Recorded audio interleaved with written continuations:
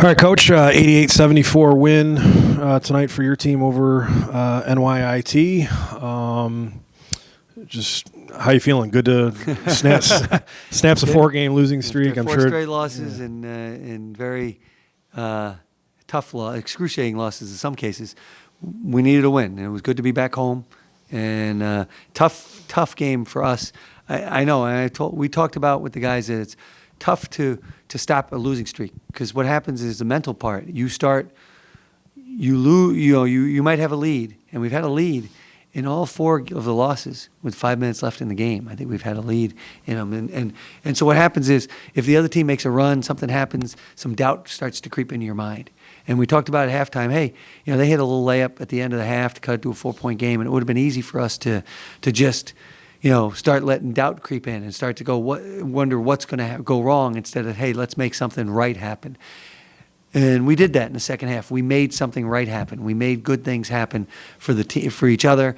We made plays. Even they came back, they tied it. I don't believe they took the lead in the second half. They tied it.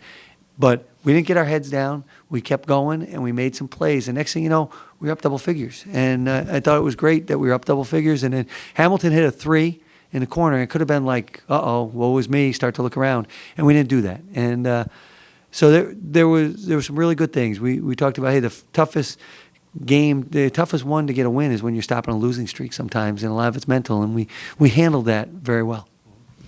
They did come back, tie the game at 39-39 early in the second half, and then you guys go, I think it was an 18-2 run to really take control.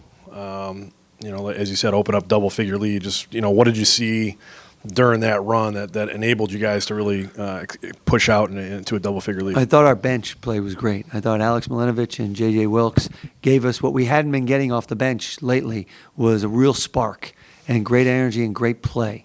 And passes, scoring a little bit, but just simple plays. Alex finished layups, right, which were simple plays. And, J.J. got us going defensively with his energy, and we were able to get out and get some run-outs and get out in transition. So for us, I thought that bench play was really key.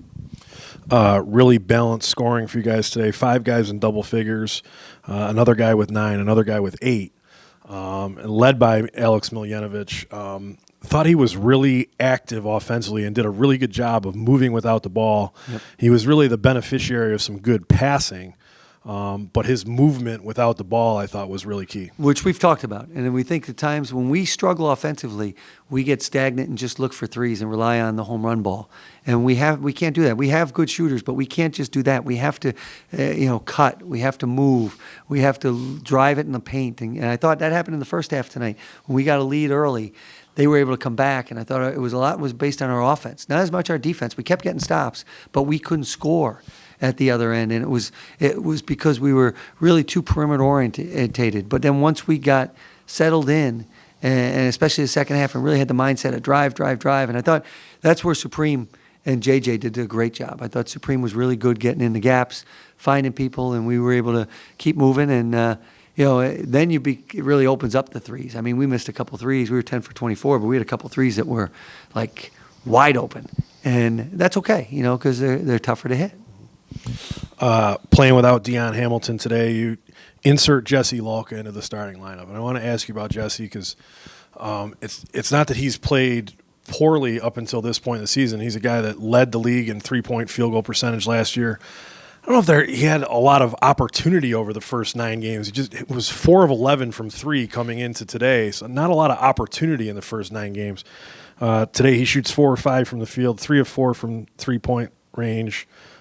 Gives you 13 points. He really is probably our smartest player overall, and really smart defensively. Makes up for maybe lack of athleticism with unbelievable mental capacity. Tremendous at that. So he's not going to be a guy who's going above the rim to get rebounds. But if you look today, he'll come up with 3 rebounds. He'll have a big offensive rebound for us to keep the possession alive. You're right about the shooting. The gift and the curse last year. The gift, hey, congratulations, you led the league in 3-point shooting. The curse is everybody knows it. when all the coaches look at the stats, whenever he checks in this year, the first thing people say is shooter, shooter.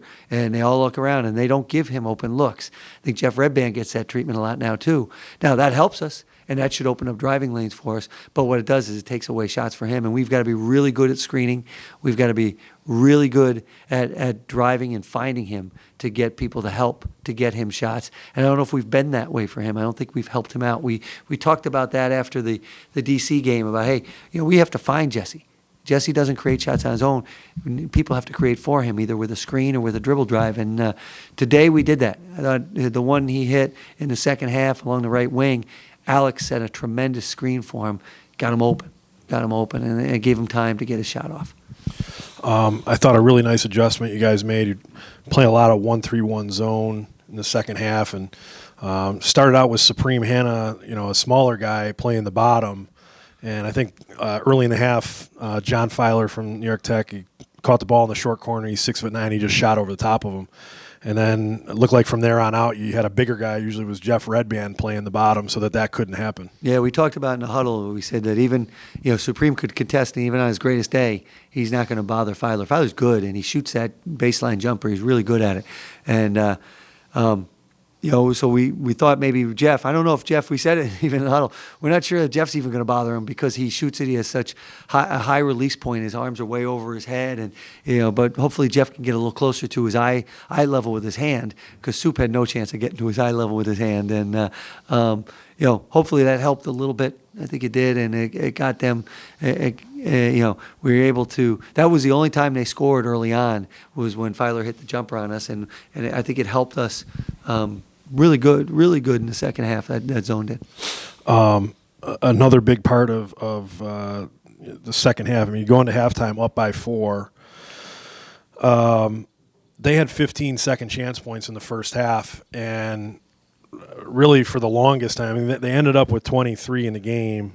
But a lot of those came late. You guys really had extended out to a double-figure lead and really held them without any second chance points.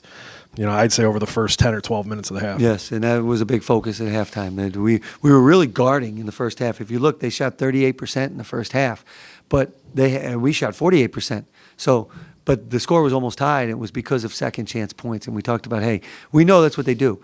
I mean, Hayden just flies in there to get offensive rebounds, and Filer is very good, and he's big and shoves you underneath. But I thought having Redband for a long time, everybody knows Redband's a shooter.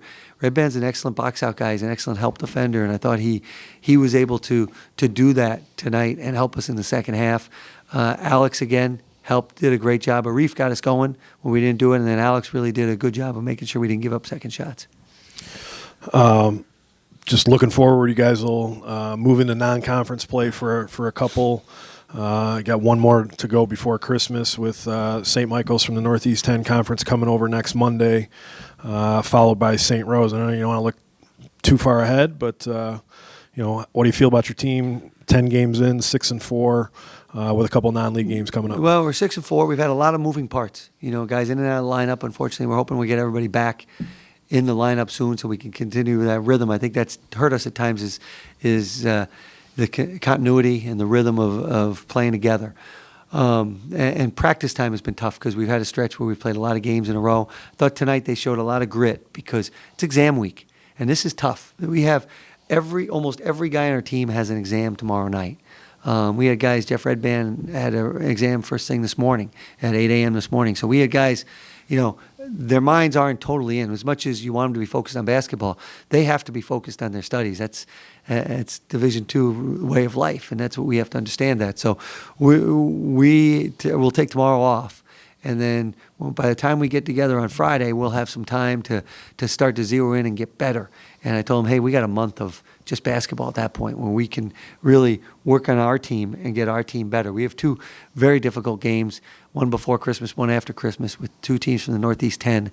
And I'm not sure what Daemen's record is against the Northeast 10, but I'm sure it's probably not too good because the Northeast 10 is the Cadillac of all the conferences that we play in our region.